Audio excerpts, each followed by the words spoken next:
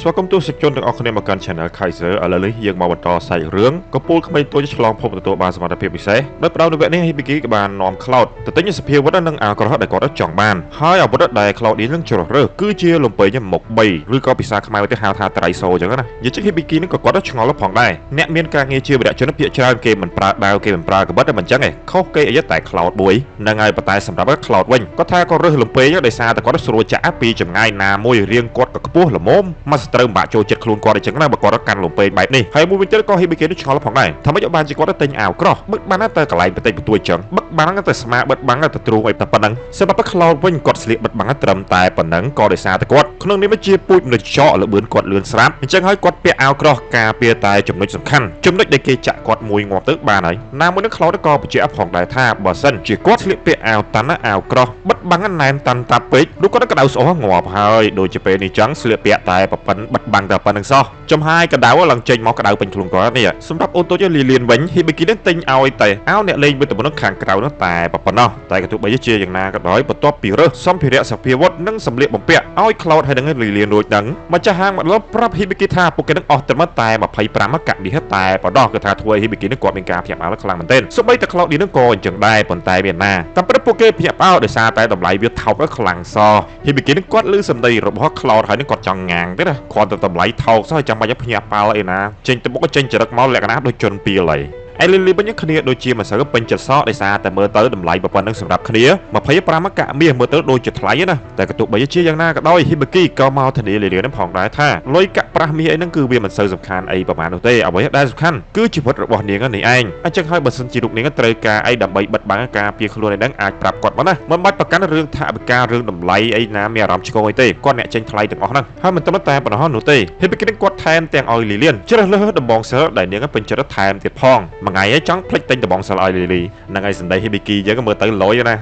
ប៉ាវថ្លៃសភាវុធសម្ភារៈសម្លៀកបំពាក់អីទាំងអស់ហ្នឹងនិយាយរឿងក្នុងចិត្តវិញប៉ុន្តែមានណាក្នុងខ្លួនកាក់មាសចង់អស់ពីខ្លួនហើយចង់ភ័យខ្លួនដែរហ្នឹងបើអត់ធ្វើបេសកកម្មអីទេដាច់យ៉ៃល្មមប៉ុន្តែទោះបីជាយ៉ាងណាក៏ដោយពេល Hibiki នឹងឃើញទឹកមុខសប្បាយចិត្តរបស់លីលៀនហើយគាត់នឹងក៏រំភើបចិត្តមួយយ៉ាងដែរទោះបីជាចិត្តដាច់លុយអីក៏ដោយអ្វីដែលសំខាន់គឺ Hibiki នឹងដូចជាមិនចង់ឲ្យលីលៀនហៅគាត់សិតតែសាមាដូចលោកម្ចាស់ Hibiki អញ្ចឹងណាមួយនឹង Hibiki នឹងគាត់មិនបានចាត់ទុកលីលីហើយនឹង Cloud នឹងដូចជាទាស្គរអីគាត់ទេលក្ខណៈថាចាត់ទុកដូចជាអ្នកស្គាល់គ្នាអ្នករាប់អានគ្នាស្មើភាពគ្នាអញ្ចឹងទៅណាតទៅពេលអញ្ចឹងទៅលីលីនឹងក៏សម្រេចចិត្តហៅ Hibiki នឹងថាដូចជាបងប្រុសអញ្ចឹងទៅឬបែបនេះក៏ Hibiki នឹងគាត់គិតថាគ្រាន់មួយយ៉ាងដែរគ្រាន់នេះហៅគាត់លោកម្ចាស់អញ្ចឹងទៅណាតែទោះបីជាយ៉ាងណាក៏ដោយកូនឆ្មាវិញហ្នឹងគេអត់អស់ចិត្តទេឃើញ Hibiki នឹងទិញរបស់ហ្នឹងឲ្យពីអ្នកហ្នឹងគេចង់បានមួយដែរចុះឃើញកន្លៅកមួយស្អាតហ្នឹងកូនឆ្មាវិញហ្នឹងក៏ទៀមទីអាមួយហ្នឹងដែរទៅប៉ុន្តែមានណាអស់15កាក់មាសទៀតធ្វើឲ្យ Hibiki យើងចង់ប្រើងឹតមុខទៅប្រហើយតែក៏ទោះបីជាយ៉ាងណាក៏ដោយ Hibiki នឹងក៏សម្រេចចិត្តទិញឲ្យកូនឆ្មាវិញហ្នឹងទៅដែលឥឡូវហ្នឹងកូនឆ្មាវិញហ្នឹងគេកំពុងតែសប្បាយចិត្តមានអារម្មណ៍ចង់បរៀនវេទមន្តដល់អូនតូចលីលីនឹងពេញបបមក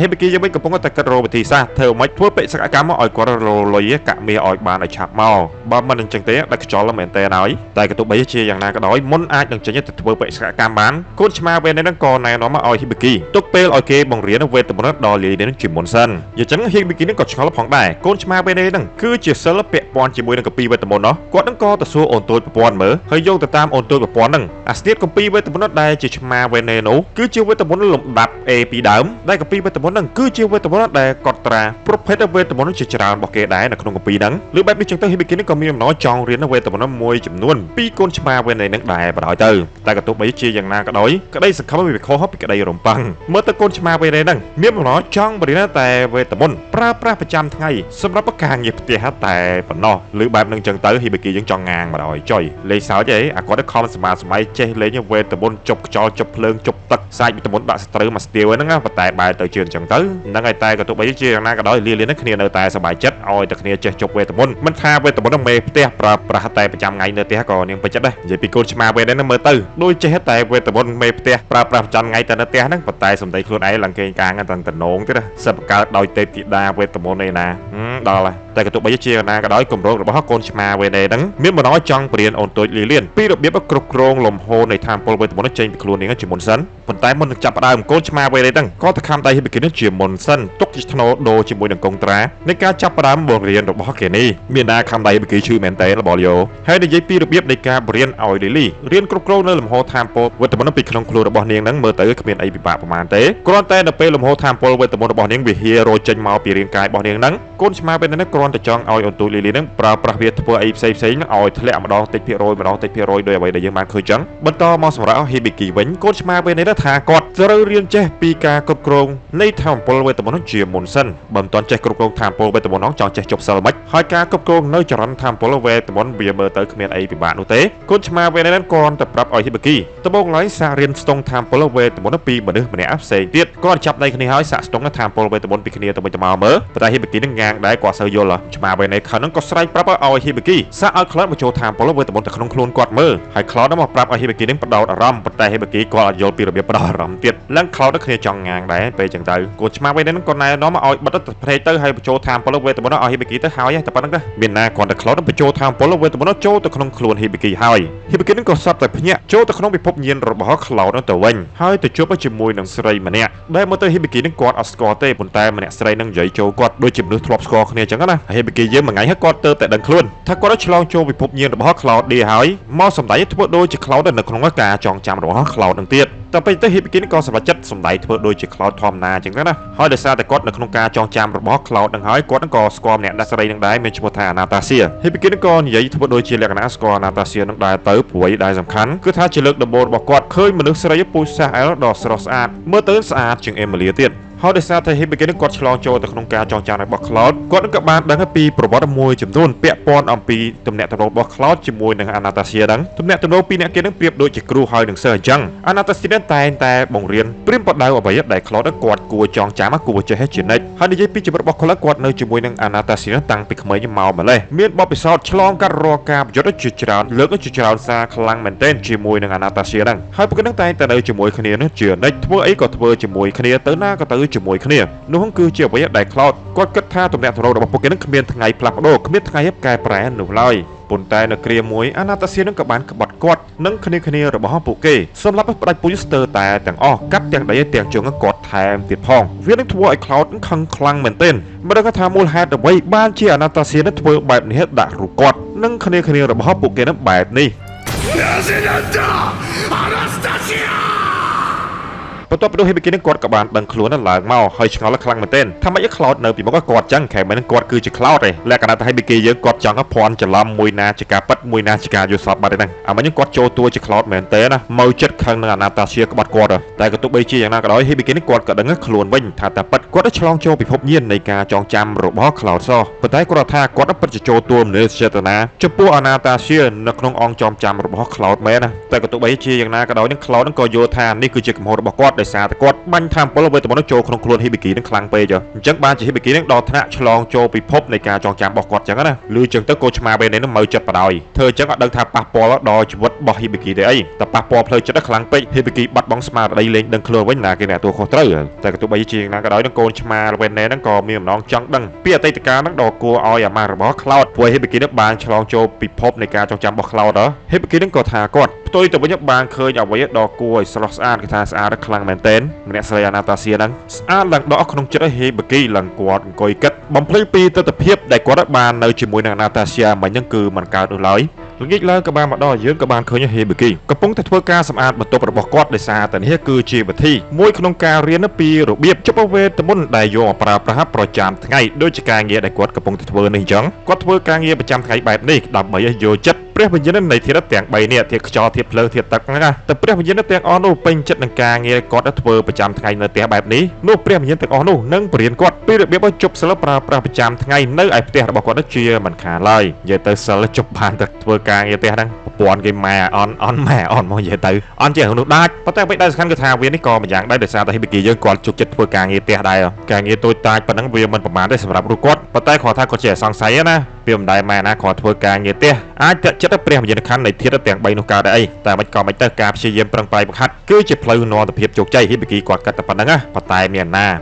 គាត់គង់ព្យាយាមសម្អាតផ្ទះចង់ងាប់ហ្នឹងលេងខ្លោតដើរមកតតអាទឹកកតបគាត់ជួបបន្ទប់គាត់នឹងទៀតខ្លោតឃើញចឹងចង់ភ័យដែរហ្នឹងប៉ុន្តែហេបគីគាត់ មិនប្រកាន់ទេគាត់គ្រាន់ថាខ្លោដធ្លាប់ធ្វើសិតតែជាវរៈជនមកដើរទាត់ទឹកកតោបគាត់អីណាមើលទៅគួរស្រឡាញ់យ៉ាងដែរហ្នឹងណាសบายចិត្តហេប៊ីគីសើគាត់គួរឲ្យស្រឡាញ់តិចលេងអង្គុយភ័យវិញហេប៊ីគីយើងក៏នៅបន្តជួបធម្មតាទៅធ្វើមិនចង់ចេះរៀនជប់ពេលតែមុនប្រើប្រាស់ប្រចាំថ្ងៃនៅផ្ទះហ្នឹងពេលជួបបន្ទប់ជួបទីធ្លាស្អាតអស់ហើយហ្នឹងក៏ទៅសួរអូនតូចប្រព័ន្ធមកយាយគាត់ចេះជប់សិលប្រើប្រាស់ប្រចាំថ្ងៃហ្នឹងនៅតែអត់តាន់ដែរប៉ុន្តែអ្វីដែលសំខាន់នេះបានជជែកម្ចាស់ផ្ទះសំណាក់នេះសរសើរដល់ស្នាដៃជូតសម្អាតបន្ទប់របស់ហេប៊ីគីហ្នឹងមកឡើងស្អាតចេះសូម្បីតែធលីដីមកប៉ាត់ក៏គ្មានផងហើយជជែសិតតែលួងលោមហេប៊ីគីឯណាចាំជជែថែមអីណាហើយនំប៉័ងដឹងអីបន្ថែមទៀតអីចឹងណាតាមពិតជជែនឹងចង់មានន័យថាបន្ថែមម្ហូបអីក្រៅឲ្យហេប៊ីគីចឹងទៅប៉ុន្តែគាត់ថាកាយវិការមើលទៅដូចថែមអីនៅពេលរាត្រីដល់កជជែនេ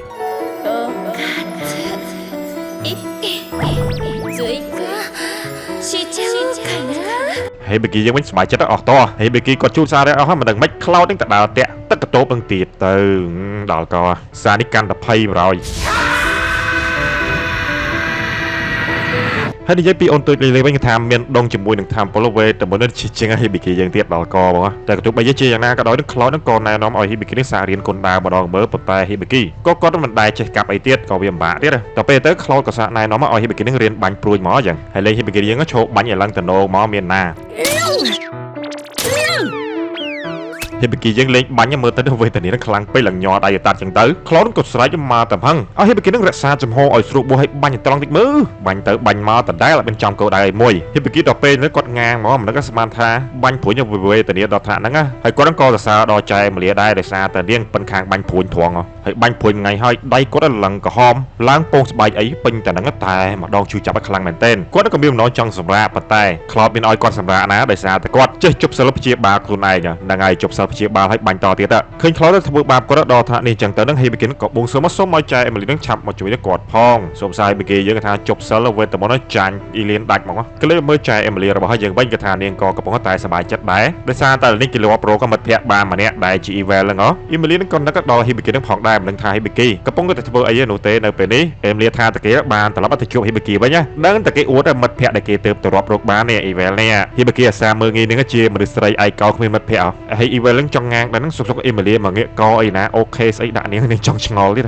ដល់សុកក៏ពួកគេមកដល់ផ្លូវចែកជាពីរផ្លូវខាងស្ដាំដៃរបស់ពួកគេនឹងគឺជាផ្លូវកាត់ប៉ុន្តែអេមីលីមានបំណងចង់គេចអាផ្លូវកាត់នឹងដោយសារតែផ្លូវនឹងមើលទៅដូចជារៀងគ្រោះថ្នាក់ដែរដោយសារតែពាក្យចាមអារាមថាផ្លូវនឹងនៅខាងមុខនឹងមានប្រទីគេបោះបង់ចោលមួយពោពេញទៅដោយវិញ្ញាណក្ខន្ធវិញ្ញាណខ្មោចលេងផ្លូវចិត្តដល់ពួកគេធ្វើឲ្យពួកគេបែងបន់អញ្ចឹងទៅណាចឹងហើយអ្នកចង់ដើរផ្លូវហ្នឹងឯងអូប៉ុន្តែនិយាយរឿងពាក់ព័ន្ធរឿងខ្មោចអីហ្នឹងត្រូវចិត្តអ៊ីវែលហ្មងអ៊ីវែលហ្នឹងក៏សម្បត្តិចិត្តនាំពួកគេហ្នឹងដើរតាមផ្លូវកាត់ហ្នឹងហ្មងទៅណាមួយអ៊ីវែលថាអាផ្លូវគេកិច្ចភាកច្រើនណាហើយកន្លែងដែលពោពេញទៅដោយពពួករឿងអាបៃចំនួនខ្មោចព្រាយបិសាចហ្នឹងដឹងតែពោពេញទៅដោយកំណត់ជាមិនខានឡើយលើតែពាក្យកំណត់ហ្នឹងថាអេមីលីចាប់អារម្មណ៍បណ្ដោយសុខចិត្តដើរមកតាមអ៊ីវែលដើរទៅទោះបីផ្លូវកាត់គេថាគ្រោះថ្នាក់អីក៏ដោយឲ្យតែមានលុយឲ្យតែមានកាក់ឲ្យនាងខ្វេះយកបានអីហើយរឿងអាស្លើអីរឿងទៅឲ្យខ្មោចលុយខ្មោចលងទៅខ្វល់ដើរទៅដែរបណ្ដោយទៅនិយាយចឹងអ្នកអំរើស្ទេដាងក៏ឆ្ងល់ដែរខែអេមីលីនឹងមានកាក់មាសមកកណយទៅអីបានមកពីលក់ត្បូងស្នែងទន្សាយនោះហ៎ប៉ុន្តែមានណាអេមីលីគ្នាមានបានទុកមាសកាសទាំងអស់ហ្នឹងនៅក្នុងខ្លួនណាដាក់ឃ្លាំងដាក់អីបាត់អីដឹងអញ្ចឹងមានន័យថានៅខ្លួននាងនេះគ្មានលុយមកកាក់មួយសេនហ្នឹងអញ្ចឹងមកគេមានបំណងចង់ដើររលុយរមាសរកាក់តាមផ្លូវអញ្ចឹងទៅណ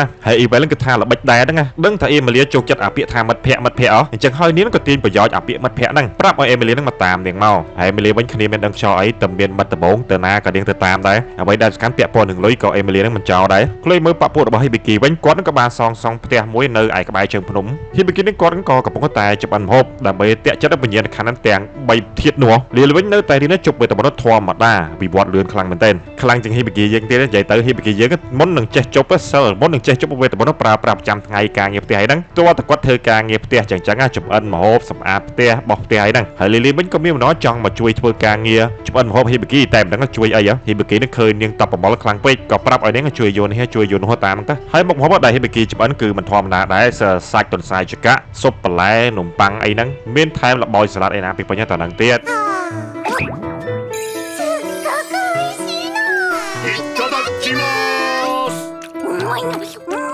ហើយបើគេយកវិញគ្រាន់ដាក់ផ្សិតមួយម៉ាត់ហ្នឹងគាត់ក៏ដឹងបដ ாய் ដល់កមកខ្លោតលាងផ្សិតអត់ទាន់អស់ដីទៀតសូម្បីតែឬក៏កំពុងកាត់ចេញនិយាយចឹងក៏ឲ្យពីគេនឹងឆ្ងល់ដែរគាត់ឲ្យខ្លោតជួយចិត្តផ្លែប៉ោមឲ្យប៉ុន្តែមានណា ផ្លែប៉មដៃ cloud យើងចិត្តមើលទៅដូចស្នាមថ្មិញខាំនេះតទៅពេលចឹងទៅ cloud ភ័យខ្លួនបណ្ដោយដោយសារតែរឿងចំអិនម្ហូបអីហ្នឹងគេមិនសូវជំនាញគេមិនសូវប៉ុណ្ណឹងខាងហ្នឹងមិនត្រឹមតែប៉ុណ្ណោះទេសូម្បីតែក្រត់មើលតែចិត្តឯឡើងចេញក្បាលមកឡើងប៉ុណ្ណាណៃតែទោះបីជាយ៉ាងណាក៏ដោយក៏ Hibiki នេះមិនថាអី cloud ដែរព្រោះអីមនុស្សម្នាក់គេមានភាពខ្លាំងភាពខ្សោយរបស់គេរៀងៗខ្លួនណាដូចជា cloud ចឹងក៏ដឹងថា cloud ហ្នឹងមើលទៅខ្លាំងខាងវះកាត់សាច់បោះសត្វព្រៃបោះអីចឹងណាចឹងហើយពួកគេនឹងអាចបែងចែកការងារតាមអ្វីដែលពួកគេនឹងជំនាញធ្វើតាមហ្នឹងទៅណាបាន Hibiki លើកទឹកចិត្តប៉ុណ្ណឹងគេថា cloud គេសប្បាយចិត្តបណ្ដោយអូខេទុកអារឿងកាប់សត្វព្រៃវះសត្វព្រៃហ្នឹងឲ្យគេតែទោះបីជាយ៉ាងណាក៏ដោយ Hibiki យើងឆ្លៀតឌឺទៀតណាឌឺ cloud យើងអត់ចេះអារឿងចម្អិនម្ហូបហ្នឹងមានណាទៅពេល cloud គ្នាចង់ងាងដែរហ្នឹងក៏បន្ទោសថាមកពីប្រដាសាគ្នាទេកុំអីគ្នាចម្អិនសាហាវជាង Hibiki ទៀតណោះអួតខ្លាំងពេក Hibiki ថាគាត់ចាំមើលថ្ងៃហ្នឹងម្ដងតាបើ cloud និយាយចឹងអី Hibiki ឌឺ cloud ខ្លាំងពេកគ្នាឡើងបាក់ទឹកចិត្តស្ដោក៏ដោយនិយាយរឿងប្រដាសាហ្នឹង Hibiki នឹងក៏គាត់ឆ្ងល់ដែរថានរណាគេនឹងអ្នកដាក់ប្រដាសាឲ្យគាត់ធ្លាក់ខ្លួនពីមុខងារវិរៈជនមកជាអ្នកច្បាំងតូចតាចបែបនេះចឹងប៉ុន្តែគួរស្ដាយ cloud នឹងក៏គាត់មិនដឹងច្បាស់ដែរបន្ទាប់ពីហូបចុកអីរឿង Hibiki ក៏គាត់ធ្វើការសម្អាតអីធម្មតាចឹងទៅដោយសារតែគាត់មិនទាន់ចេះជប់សិលបើតែមនុស្សប្រើប្រាស់ប្រចាំថ្ងៃដូចជាការងារផ្ទះហងមិនដឹងកាលបានជាធាតុទាំង3នោះពេញចិត្តនឹងជួយគាត់នឹងព្រៀនគាត់នេះតែក៏ទោះបីជាយ៉ាងណាក៏ដោយក៏ Hibiki នេះគាត់ទៅតែតស៊ូទៅមុខដោយសារតែគាត់បញ្ញាប់ចង់ចេះអីច្រើននៅស្រួលគាត់រកវិធីសាស្ត្រត្រឡប់ទៅពិភពផែនដីគាត់វិញហ្នឹងហើយឡើយតែគាត់សុកហ្នឹងក៏សឹកតែអូនតូចប្រព័ន្ធហ្នឹងបានបំរាមមកដល់ Hibiki ថាមានអ្វីសម្រាប់កម្រោពួកគេហើយណែនាំឲ្យ Hibiki ហ្នឹងបើកមើលទីតាំងភូមិសាស្ត្រឃើញហើយ Hibiki នឹងឃើញជ្រូកព្រៃមកពីណាសម្រាប់មករកពួកគេនឹងទាំងកម្របែបហ្នឹងចង់ងាងដែរហ្នឹងប៉ុន្តែក៏ទោះបីជាយ៉ាងណាក៏ដោយឆ្មាតូចវេណេហ្នឹងក៏ប្រាប់ថាមិនបាច់ភ័យទេដោយសារតែ cloud ជាអតីតវរៈជនហើយជ្រូកព្រៃប៉ុណ្ណឹងទុក cloud មិនរួច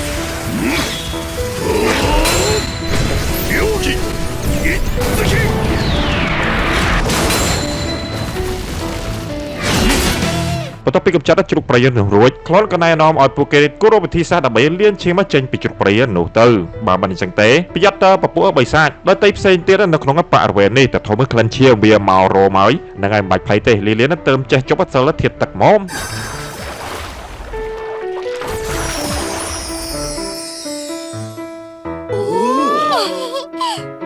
Cloud ទៅពេលបានឱកាសឃើញសពជ្រូកព្រៃស្អាតបែបនេះចឹងទៅក៏មានម្ដងចង់ឲ្យ Hibiki នេះសាករៀនវះគ្រឿងក្នុងជ្រូកព្រៃនោះបណ្ដោយលក្ខណៈថាពីរអ្នកគេនឹងគុំគ្នាទៅមក Hibiki នឹងគុំ Cloud ដោយសារតែ Cloud នឹងបង្ខំឲ្យគាត់រៀនបាញ់ព្រួយគាត់នឹងក៏ឌឺ Cloud ឲ្យរឿងអត់ចេះចម្អិនម្ហូបឥឡូវ Cloud លេងវិញបណ្ដោយឲ្យគាត់នឹងរៀនវះយកស្បែកវះយកគ្រឿងក្នុងជ្រូកព្រៃនឹងតាក្លេមកមើលបពុរបស់ចែ Emilia វិញពួកគេនឹងក៏មកដល់បន្ទីគេបោះបង់ចោលល្មមហើយឃើញថាបរិយាកាសពិតជាគួរឲ្យខ្លាចមែនហើយឡើយតែ Eva សម្លឹងរោមមើលកន្លែងណាដែលគេលាក់កំណប់នៅក្នុងបន្ទីបោះបង់ចោលហ្នឹងលេង Emilia និងអ្នកបម្រើ Stella ដើរចូលទៅពីអ្នកគេបាត់ហើយ Eva យើងគេថាគ្មានទាន់ដើរចូលទេនៅស្ទង់មើលបរិយាកាសនៅស្ទង់មើលស្ថានភាពពីចម្ងាយសិនបន្ទាប់ពីនោះ Eva នឹងក៏ចាប់ដើមឆ្លោះមើលតាំងកញ្ចក់ទឹករបស់នាងទៅក៏បានឃើញថានៅទីនេះពិតជាពោពេញទៅដោយវិញ្ញាណតែតោលច្រើននៅខ្លាំងមែនទែនប៉ុន្តែគាត់ថាវាមិនដូចជាលក្ខណៈវិញ្ញាណខ្មោចតែហោងកាចលងដល់ថ្នាក់ប៉ុន្តែវិញ្ញាណទាំងអស់នេះសុទ្ធតែមិនមែនជាវិញ្ញាណកាចហ្នឹងហើយឥឡូវតែ Evil ឆ្លុះកញ្ចក់ទឹកមើលហ្នឹងភ្លេចថាពីរអ្នកនោះដើរចូលទៅមុនមានណាគាត់ទៅដល់ភ្លាម Evil គ្នាចង់ងាងបដោយដោយសារតែពីរអ្នកហ្នឹងកំពុងតែជាប់សិលបំភាន់ភ្នែករបស់ពពួកខ្មោចទាំងអស់ហ្នឹង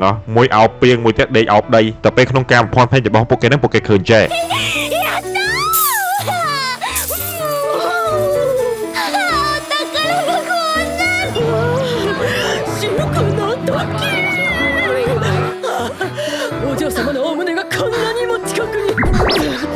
នឹងឲ្យតទៅពេលធៀបពិតវាចេះវិញ Evil យើងវិញឃើញចឹងគ្នាចង់ងាងមកហើយទៅមក Evil គ្នាក៏ខ្ជិលខ្វល់ច្រើនណាដោយសារតែរឿងអាកំចាត់ខ្មោចព្រាយបិសាចហ្នឹងគឺជាជំនាញរបស់គ្នាអញ្ចឹងมันគ្រាន់តែលឺរឿងខ្មោចព្រាយបិសាចហ្នឹង Evil ដើរចូលមកទាំងអត់មានខ្លាចហ្មងវាចឹងណា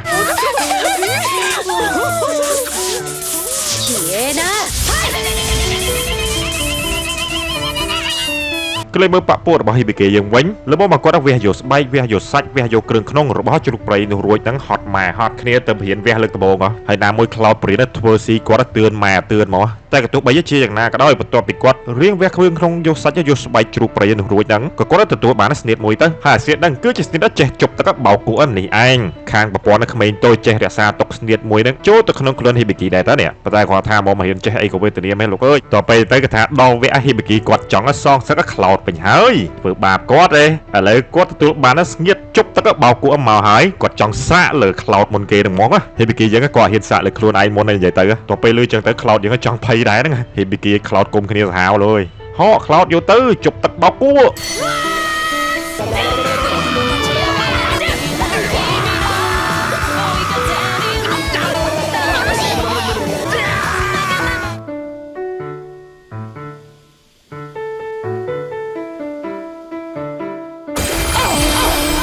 ម៉ែសិលបោកគូហេបគីមានធម្មតាណាមិនបោកសម្អាតស្អាតតែរាងកាយពីក្រៅណាសូម្បីតែកម្លាំងនឿយហត់ទាំងប្រមាណណាដែលខ្លោចគាត់មានហ្នឹងក៏រលីសាបសូន្យបាត់ទៀតធ្វើឲ្យគាត់មានកម្លាំងពេញបឹបហ្មងពេញបឹបហើយគឺថាមានអារម្មណ៍សមខ្លាំងមែនទែន